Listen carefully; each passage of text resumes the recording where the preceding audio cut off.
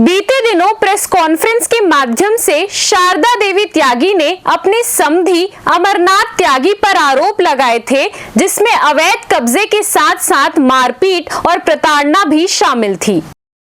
जिसमें उनका आरोप था कि उनकी बेटी यानी अमरनाथ अपनी बहू को परेशान करता है, साथ ही साथ पोते की चाह में कई दफा उसने भ्रूण हत्या कराया। इसके साथ ही साथ अनेकों प्रकार के आरोप शारदा देवी त्यागी ने अमरनाथ त्यागी पर लगाए हैं, जिसका खंडन करते हुए अमरनाथ त्यागी ने कहा है कि मुझ पर लगे सभी आरोप का मैं खंडन करता हूं।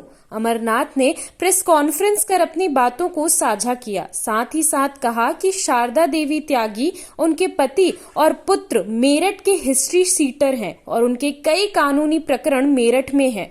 हालांकि वह मेरी समधी है, मगर मुझ पर जो आरोप लगा रही हैं वो बेबुनियाद है। यहां तक कि उनकी वसीयत भी फर्जी है, जिसे अदालत ने खारिज कर दिया है। जो प्रकरण को लेकर शारदा देवी पहुंची थी वो प्रकरण न्यायालय में विचाराधीन है। न्यायालय का जो भी फैसला होगा वो मुझे मंजूर है।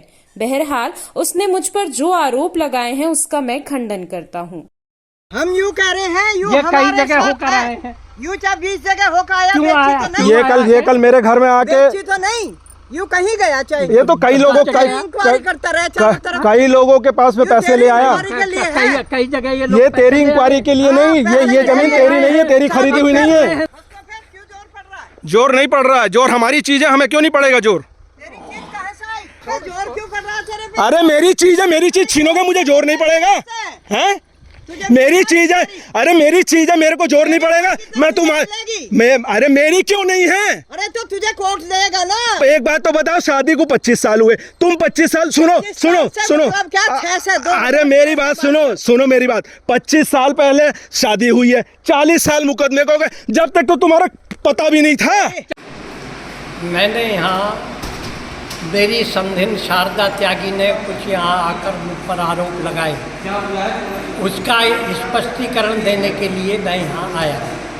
क्योंकि समाज में इस प्रकार के आरोप यदि किसी प्रतिष्ठित आदमी पर लगा दिए जाते हैं तो वह उसके लिए मरण तुल्य है। उसका स्पष्टीकरण देना बहुत ज़रूरी है। मैं एक प्रतिष्ठित साहित्यकार, कवि और पत्रकार होने के साथ साथ मैं आयुर्वेद का हर्बल विशेषज्ञ और योगा का टीचर हूँ।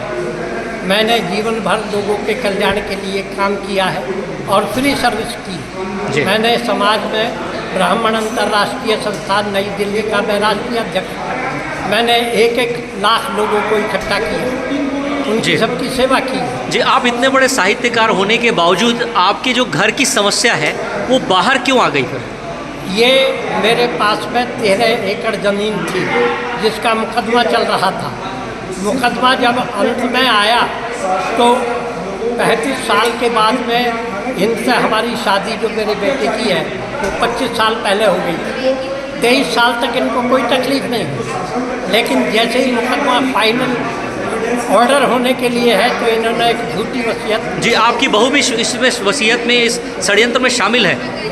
षड्यंत्र का नहीं है, बहू मेरी बहुत अच्छी है, इसलिए 23 साल मेरा निर्वाह हुआ।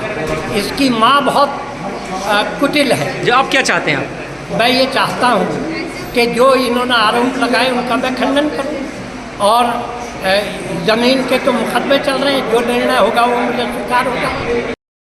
CCN शार्क न्यूज़ के लिए ब्यूरो रिपोर्ट।